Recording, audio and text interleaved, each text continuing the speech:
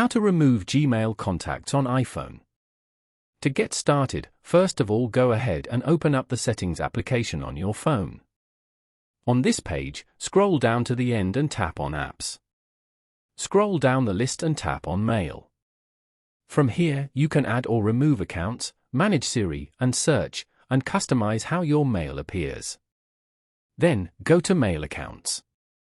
You can view all your mail accounts over here. Tap on the account you want to edit. For example, Gmail. Here, tap on the contact switch as shown to remove it. This removes only the Gmail synced contacts from your device, not from your Google account. You can also remove the other tools like Mail, Notes and Calendars if you want. Following these steps, you can easily remove Gmail Calendar from iPhone. Thank you for watching. Please leave a like if this tutorial helped you, or leave a comment below if you have any questions related to the video.